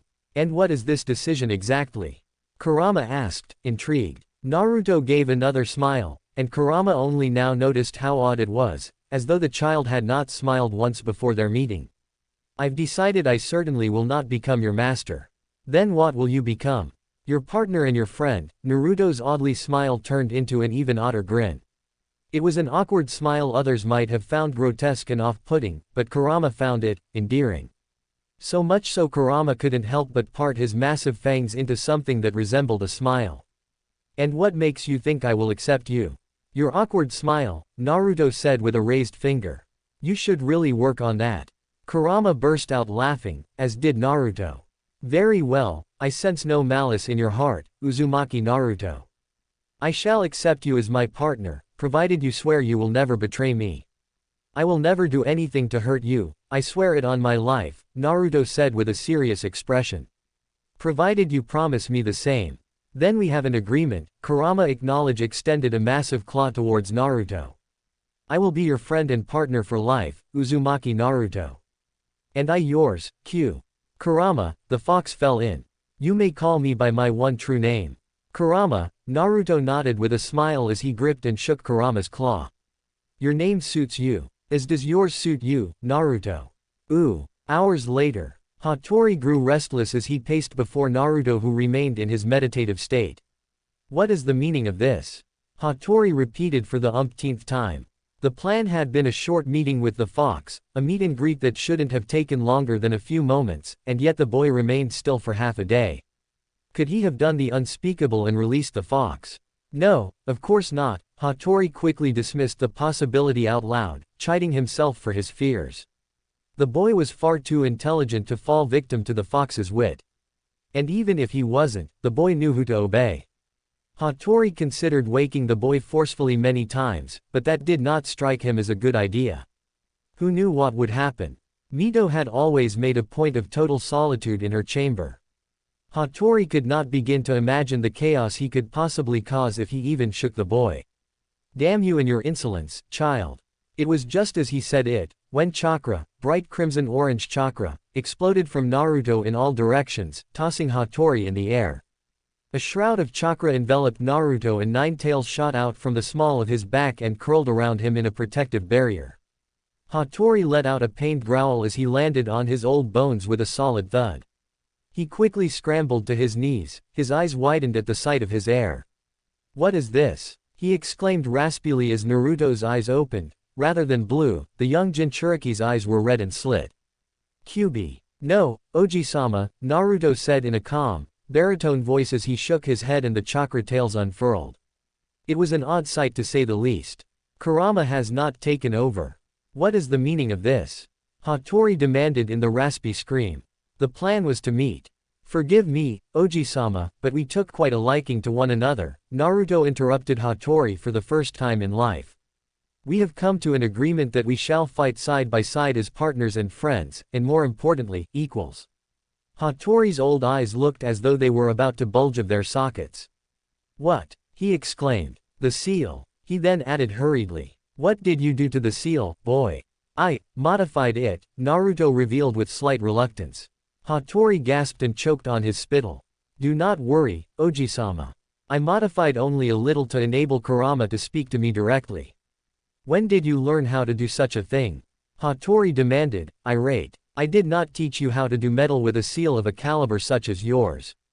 Naruto knew better than to smile or even give a minute indication of smugness with Hattori. The old man was clearly displeased and practically foaming at the mouth with rage as though he was about to have a stroke. I memorized the foundations of the Tekko Fuin stolen from Kumogakure and modified my seal to allow Kurama and myself a means of direct communication, he repeated as he added more details. I also modified the Hake Fuin my father created to make it easier for myself to borrow Kurama's chakra and to allow Kurama to come out and materialize a body when necessary. Those two are the main principles of change, however there is one final aspect of Hake Fuin I've changed but that will not become relevant for a long time. I call it Hake Tekko Fuin Shiki. Hattori's bulging threatened to pop out of their sockets in complete and utter shock as he struggled for a response. The 8 trigrams iron armor seal method sounded absurd on the face of it. What made it even more unbelievable was the fact a 10-year-old, genius or not, was capable of creating. One moment, Hattori said as he regained his voice. Does this mean he discovered my own modifications? No, that's impossible. As gifted as he may be, my own modifications are as perfect as modifications to a seal ever could be. There is no way why this child would have spotted them. The relic calmed himself, confident his heir had not noticed his adjustments. How will the Kyuubi materialize a body? He then demanded. The fox's yin chakra was sealed for good, how will he be able to perform such a feat without yin-yang release? And what is this last change you speak of? Answer me, child, and quickly, before I truly lose my temper. Naruto flinched but answered promptly nonetheless. Both questions have the same answer, Oji-sama, he began to explain. While it is true Kurama in theory cannot materialize a real body due to the imbalance in his chakra as a result of my father sealing his yin chakra, I have modified the Hake Fuin to convert the yang chakra Kurama still possesses into yin chakra, which Kurama can then mold into yin-yang chakra in order to materialize. Hattori remained silent as he listened, for once not interrupting his heir, thus Naruto continued explaining. This will work assuming Kurama's soul can still remember the feeling of yin chakra and use that experience to successfully convert some of his yang chakra into yin chakra. In a sense, my connection with Kurama will grant me a Kekkei Genkei like the Yanbi, Son Goku, and its container. In theory, I will be able to perform yin and yin-yang release. If the Kyuubi materializes, then he would have to halve his yang chakra to create perfect balance between yin and yang, Hattori stated, to which Naruto nodded affirmatively. Does that not make him weaker? In secret, Hattori could barely contain himself. Yin-yang release. That is the power only the Rakudo Sennin was capable of. This is too good to be true. Naruto gave another indication of his head. Under normal circumstances, yes, but as I grow older, my chakra reserves will become more vast, thus I will be capable of lending Kurama my yang chakra and he will be able to convert his own into yin chakra while at the same using enough of mine to reach his former power. That remains a theory, Hattori bit out venomously. Do you understand what you have done, child? Suddenly and impulsively, Hattori struck Naruto across the face with as much force his old bones could muster, sending the youngster hurtling and bounding across the floor. Naruto came to painful stop but picked himself up, refusing to hold his stinging cheek as he fell completely silent. He knew better than to talk back to his grandfather. If he did, there were means by which Hattori could inflict pain that required no physical contact whatsoever. And he had been on the receiving end of such punishment enough times to remember exactly how horrible it was. Your life is now fully entwined with that of the fox. You have indefinitely jeopardized my ambitions. Hattori shouted at him, coating him with spittle as he exhaled deeply. I am sorry, Oji-sama, Naruto apologized with a low bow. I merely tried to accelerate your plans for me. Hattori spat on the ground, letting out a sound of utter disappointment as he turned back to Naruto with a resentful glare. You have put yourself at the beast's mercy now that you have merged your power. I told you to simply meet the beast, not to befriend it like my fool sister. In the pit of his stomach, Naruto felt a hot sensation. Kurama clearly did not like the remark in regards to his first Jinchuriki. Kurama, please calm down. Oji-sama is upset, he doesn't mean it. I wish to destroy this relic, Kurama replied through their mental connection. Why do you allow him to treat you like this? You could destroy him in an instant if you wished. I do not want to harm him, Kurama. He is the only biological family I have left.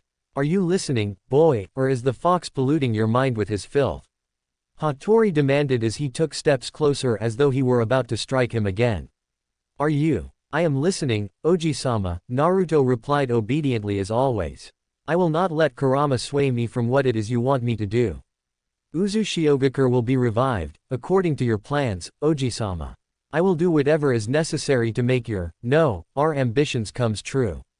By any means necessary. Hattori lowered his hand he had raised to strike the boy and exhaled deeply. This was the first time Naruto had sounded so sincere about agreeing to, wanting to follow his plans. Good, was all he said simply as he turned his back on Naruto.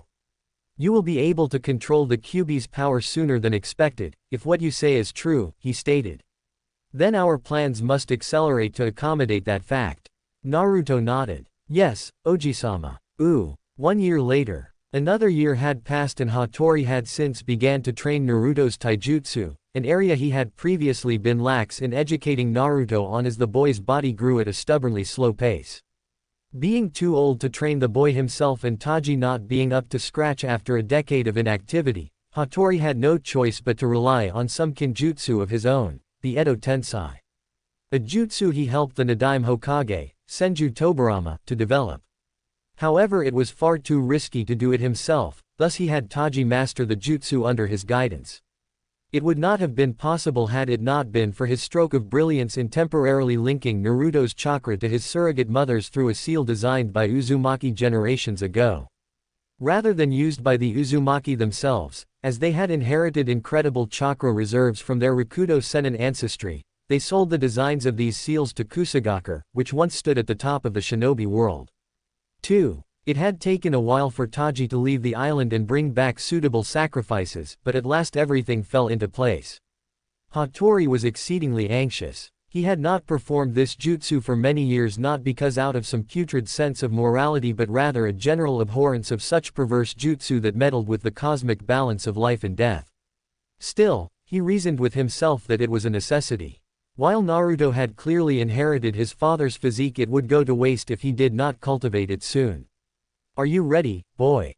Hattori called as they stood in a clearing far from the village. Standing about 50 feet away from his ancestor and surrogate, Naruto gave a curt nod. Yes, Oji-sama, he answered. His voice betrayed his anxiety, but fortunately Hattori did not complain as he too felt it.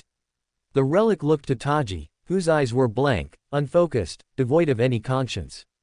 At his nod, Taji proceeded to go through a string of hand seals and placed her hands on the gritty dirt. Kuchiyos, Edo Tensai. Her voice sounded almost robotic. As her palms touched the dirt, Naruto felt a tremendous pull on his chakra as it surged out of him and into his surrogate mother, who then channeled the chakra into the forbidden jutsu. It left Naruto with a foul feeling throughout his body. How he hated the seal causing it and wanted to rip the Fuin tag off his body, but Hattori had forbid him from doing so, and thus he endured as he always did, his jaws clenched and fists tightened. The neat row of sacrifices sank through the earth, each replaced a moment later by white coffins that shot up moments later, all numbered 1 to 4. The coffin lids exploded outwards simultaneously as 4 figures stepped out of them. Hattori cackled with glee at the sight of his deceased clansmen. Obtaining their DNA acquired a mere trip to the Uzumaki tombs in the labyrinth below the village. Had his body been capable of doing so, he would have revived them a long time ago. Where am I? Demanded the tallest and most handsome of the 4. His voice was deep, his skin flawless and his red hair tied in a ponytail fell below his shoulders. He wore red body mesh and black fitting armor with Uzumaki emblems and tassels, and carried a long okatana on his hip. Ah, yes, Hattori continued his manic laughter. Uzumaki Hiei, the only Uzumaki to have ever been born with the Jinten Kekkei Genkei. 1. A child born as a result of rape, Uzumaki Hiei was born to an Uzumaki clanswoman who didn't know who the father was, as there had been multiple perpetrators. Hiei's mother, an Uzumaki spy, died 2 years after giving birth in the highlands far from Uzu no Kuni, leaving her son to be put in an orphanage until word reached the Uzumaki clan, who came to collect him years later after reports came in of a 6-year-old child with fierce red hair and an affinity for Jinten. Under the tutelage of the Uzumaki, Hiei became to be revered as one of the world's greatest swordsmen. His exploits were well known in literature of nearly 100 years ago. Oh, what is this? Could this be the Edo Tensei? Another wondered out loud. Significantly shorter than Hiei, this Uzumaki was of a stockier build and had a broad set of shoulders and a thick scar running vertically over his left eye. He wore a gray and blue sleeveless combat gi and simple trousers. He had a receding hairline, and his hair was the same shade of Uzumaki red as Hiei's but much shorter. Naruto's eyes narrowed on the sight of second Uzumaki, recognizing his appearance immediately from the stories once told him as a boy. Uzumaki Gozu, you once attempted to assassinate the Nadaime Raikage. And I failed miserably. Gozu pointed a thick finger to his chest. Under his muscle shirt ran thick scars covering his entire torso. And he left me with a mark to remember him by even after my death. In the back of his mind, Naruto wondered if Gozu was really a member of the Uzumaki. If his appearance alone wasn't out of the norm, his easygoing demeanor certainly was. Yes, I remember having to clean up after you, the third resurrected Uzumaki chimed in. He was the second tallest and had slim build, long hair that covered his left eye and a perpetual sneer of arrogance plastered on his face. He wore traditional white and blue robes with the Uzumaki crest and tassel. He carried a long bow staff in his gouged wrapped hands, a whip on his hip, and a large orange scroll on his back. Uzumaki Tenjin, you have undoubtedly heard of me, the resurrected Uzumaki assumed. The youngest Uzumaki to ever attain Seal's master status. You mean the second youngest Seal's master? Hattori fell in forcefully with a growing snide smirk of his own. The first would be me, dear cousin.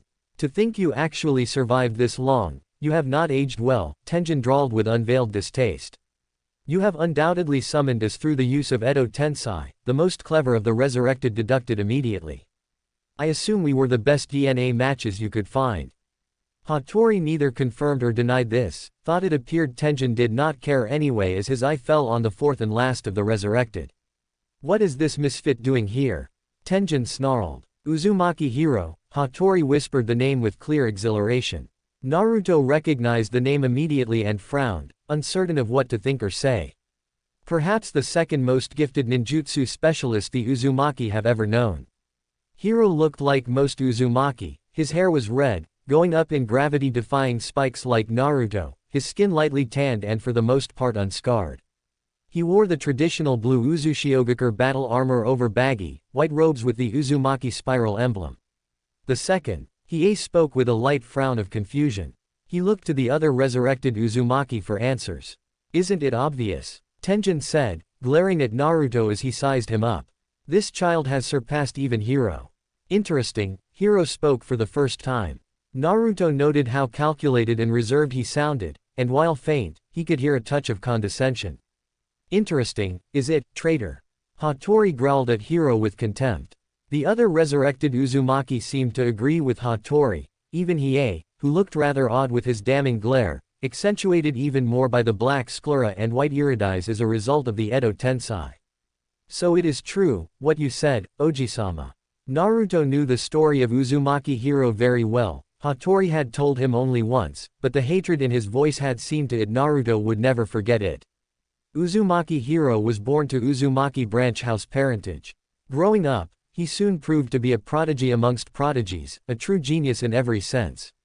Hiro was born with such a strong chakra. His chakra chains, an ability known only to Uzumaki, first appeared when he was but an infant, much to the shock of the Uzumaki clan, as the average Uzumaki usually awakened their chakra chains during their teenage years. Predictably, he was immediately put in advanced ninjutsu training and excelled greatly. Then, one day in the beginning of the First Great Shinobi War, Uzumaki Hiro deserted his comrades, who were ambushed soon after his disappearance. Hiro was found dead weeks later in a valley in Earth Country. Fortunately, before Iwa forces could recover his body, he had set his body up with a reverse four symbols seal in the case of his death. As a testament to his prowess, Uzumaki Hiro took down over 1,000 shinobi with him. Why are we here? Uzumaki Tenjin demanded, making an unpleasant noise as he sucked his teeth impatiently. What do you want, Hattori? Hattori sneered at his cousin. You always lacked patience, Tenji, he chided. Nonetheless, the relic clapped his hands, signaling the resurrected shinobi to listen up. I have brought you all back to realm of the living for one reason and one reason only. And what would that be? Gozu inquired nonchalantly. Out of all the Uzumaki brought from the dead, he seemed to mind it the least. In fact, it was as if he enjoyed being alive again. Uzumaki Naruto, Hattori said simply, pointing at the blonde Uzumaki in question. He may not look like us, but he is one of us. He is the son of the Yondaime Hokage and one of our own, Uzumaki Kushina. As you undoubtedly have already gathered, he gave a great sigh as he said it, Uzushio and the Uzumaki are no more. So they won. Hiro glared at Hattori with intense hatred. Naruto could not imagine how it was justified. I told you fools what would happen, but you didn't listen. Now look where we are. Be quiet, traitor. Tenjin bellowed, raising his bow staff threateningly. The ceremonial Uzumaki emblem tassels shook as though the staff was tuned to its wielder's emotions. You have no right to criticize us after you abandoned your own. I should destroy you right now. You stubborn fool, Hiro spat contemptuously as he slid into a fighting stance. You dare to threaten me. Enough. Hattori bellowed angrily, and the resurrected fell silent immediately. What has happened in the past cannot be changed, but we have an opportunity for the future. That opportunity lives in this child, Uzumaki Naruto. None of them made any comment, instead they looked back to Naruto again, staring at him as Hattori spoke. I have brought you back to aid me in teaching him in our ways.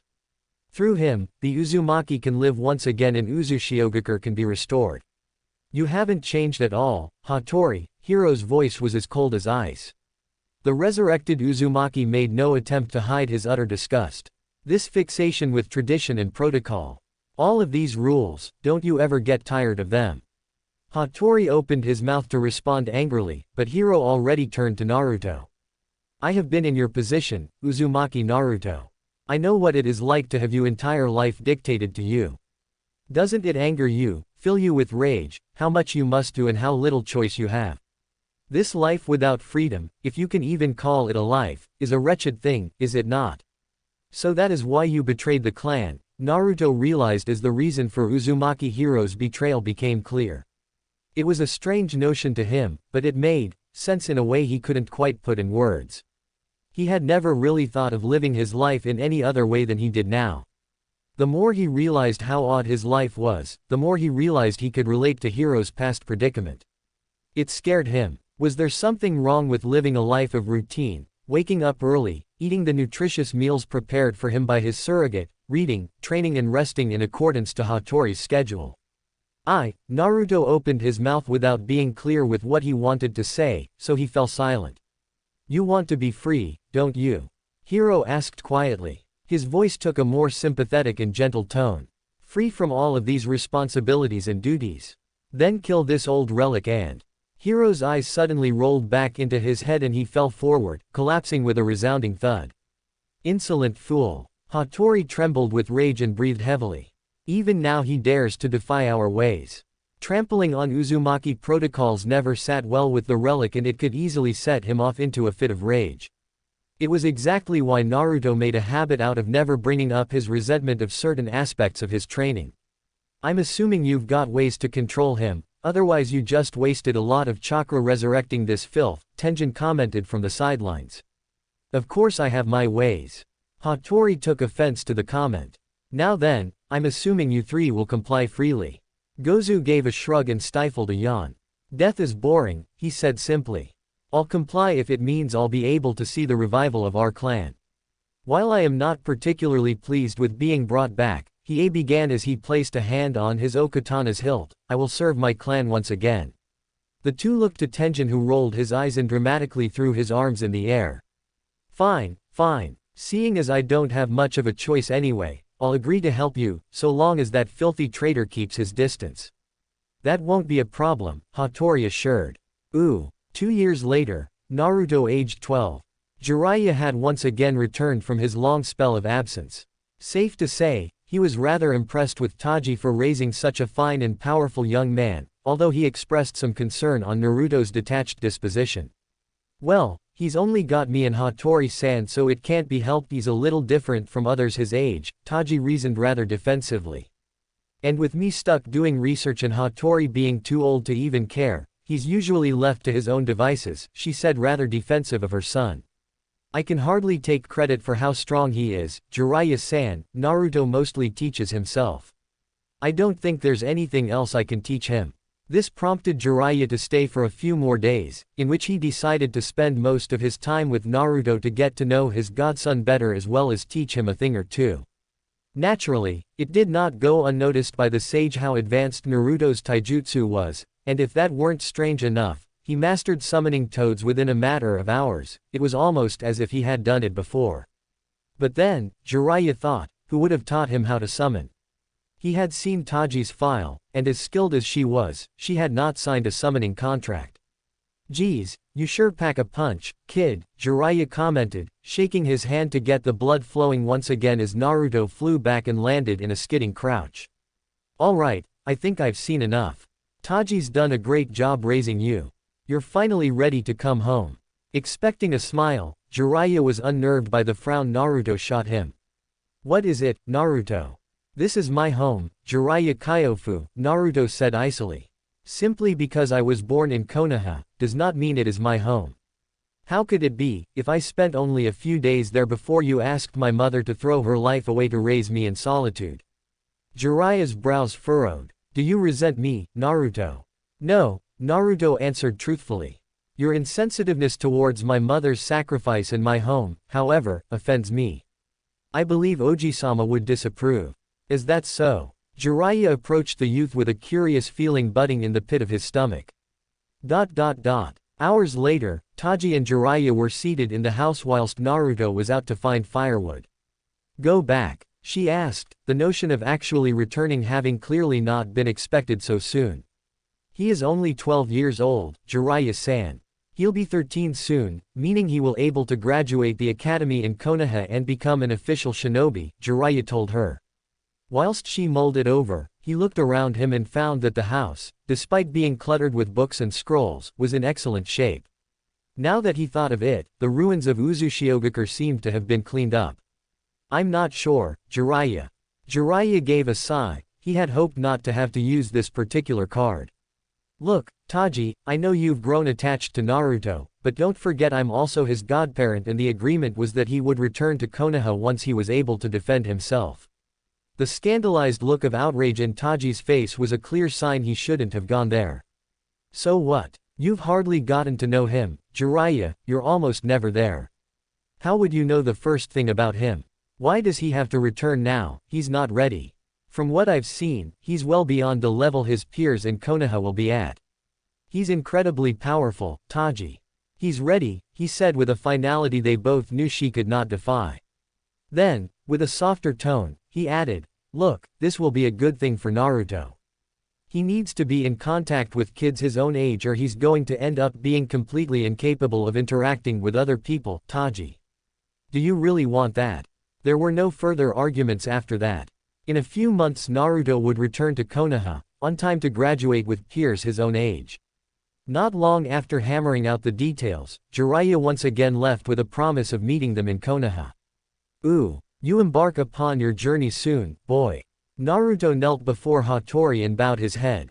Yes, Oji-sama. Jiraiya Kyofu deems it prudent I go and enroll in the Konoha Academy for Shinobi Arts. I believe he wishes for me to interact with others my own age. Such foolishness. Hattori growled. The ancient Uzumaki released a breath of frustration. It matters not, this simply accelerates my plan. Naruto looked up to face his grandfather, looking him in the eye. Your plan, Oji-sama? Naruto asked. Hattori never discussed his intentions with Naruto. He never so much as mentioned he had anything planned outside of Uzushiogakure. No, all he ever told Naruto was of the greatness of the Uzumaki, the power they once held in the world. Oji-sama, may I ask what plans you speak of? No, Hattori barked in his raspy voice. But I shall tell you, child. I shall tell you the true purpose of your training. Naruto's eyes widened. It was an uncharacteristic act in comparison with his usual monotone, stoic character. Listen closely, child, Hattori told him, I have told you a great many recounts of Uzumaki history. I have told you of the Rakudo Sennin, the creator of the shinobi world and ancestor of many clans, from the Uchiha to Senju and the Uzumaki. You have sat on my knees and listened closely as I told you of the true world, the shinobi world which is on the verge of collapsing. I sense it. Hattori's outburst was sudden and he could hear the madness in his grandfather's voice. And now, as the day of your return to Konoha approaches, I will finally reveal to you what your true purpose is. Naruto did not dare to speak and incur Hattori's wrath and so remained silent, as he had been taught to do when the older Uzumaki spoke. Your mission is to go to Konoha and create a support system for the revival of Uzushiogakure. Upon arriving in Konoha, you will make yourself useful to the Sandaime. That whelp has always had soft heart for children, he believes strongly in the will of fire, thus he will not distrust you the way he should. Naruto nodded to this, albeit hesitantly with the concept of interacting with other people. Hattori frowned, but made no comment and continued. You will provide the Sandaime with your revised Fuinjutsu plan, you know the one I mean. Naruto nodded obediently. Then, after you have gained his trust, you will set out to establish alliances with Konoha's influential clans. Perhaps it is a good thing you will return to the academy, there is bound to be a few heirs you can rally to your side. To what end, Oji-sama? Naruto asked, his head bowed obediently once more. You will especially attempt to gain the favor of the daughters of Konoha's clan heads, child. Naruto stiffened at the notion, prompting Hattori to sneer with disgust. Such hesitance is beneath you, child. What immodesty is there to this? Only a few years ago you would have had no choice in who you were to wed. Of course, only a few years ago was a lot longer for Naruto than it was for Hattori. You will one day father many children with suitable women. That is your responsibility as the head of this dying clan when I am gone. You have known this for quite some time. Forgive me, Oji-sama. Hattori snarled but continued. Do you follow me so far, child? Naruto nodded. Then repeat to me what I just instructed you to do. My mission is to make myself useful to Sandaime. Upon arrival in Konohagakure no Sato, Naruto droned obediently. I will earn his trust and minimize his suspicion of me. Then what? I will then proceed to establish a support network. I will befriend heirs of influential clans, and aim to seduce the daughters of particularly influent clans. I believe this is why you had me research the Hidenjutsu belonging to Konoha's most prominent clans, such as the Yamanaka's Shintenshin Jutsu, Oji-sama. Indeed, Hattori confirmed. Then, am I also correct in assuming you expect me to reveal my knowledge of these jutsu to the Sandaime to gain his trust? Naruto inferred. Hattori growled approvingly. You are correct, child. Once Hiruzen believes you are easily manipulated, and you will make sure to give him this impression, boy, Hattori warned threateningly, he will believe he can make you one of his followers. Naturally, you will appear as if you hang on his every word and when the time is right you will ensure he will support the revival of Uzushiogakure. Naruto bowed his head obediently as Hattori continued to reveal the details of his plans to his heir. It was evident in the way Hattori spoke he had been planning this for years, almost as soon as he first laid eyes on Naruto when he was but a baby. Naruto remained silent as his ancestor drilled him with instructions, nodding once every few minutes as Hattori dove into specifics. The plan was relatively simple to understand, yes, but it would take a lot of doing. It could take him years before he saw anything coming to fruition. Naruto understood this quite clearly, but he had long since been taught to dedicate his life to revival of Uzushiogakure and the Uzumaki clan. Child, it is of the utmost importance you forge an alliance with the Hyuga clan. In order to make our ambitions come true, it is imperative that you do. The Hyuga clan, Naruto repeated with genuine confusion. Why is that, Oji-sama? Hattori beckoned Naruto to follow him as he crawled to his feet. Come, I shall show you. Naruto got to his feet and followed Hattori as the old man led him to his house, where he knew a hidden passage would bring them to the underground labyrinths of Uzushiogakure. Uzushiogakure underground. Come quickly, boy. Hattori hobbled past the iron-wrought double doors into a spacious area equipped with technology commonly found in laboratories. Large sources of microscopes, organs conserved in jars, scalpels and other surgical tools and much more. Unsurprisingly, given Hattori's age, albeit organized the laboratory was rather filthy. What stood out the most in the laboratory was the facing the doors. Instead of concrete, the wall was filled with square containers with preservative fluids that contained pieces of flesh and vials filled with blood and other fluids, and eyeballs. There were dozens of them aligned in a neat row with aged plaques beneath them, upon which were specifics details were written. Naruto's eyes narrowed immediately as they recognized some of the names on the plaques. Oji-sama. Hattori gave a mad cackle, delighted in his heir's surprise. Beautiful, isn't it? Isn't it? The relic hobbled over to the wall of specimens, palming the table before it as he reached it. This, my boy, is the true reason behind the silent massacre of Uzushiogakure.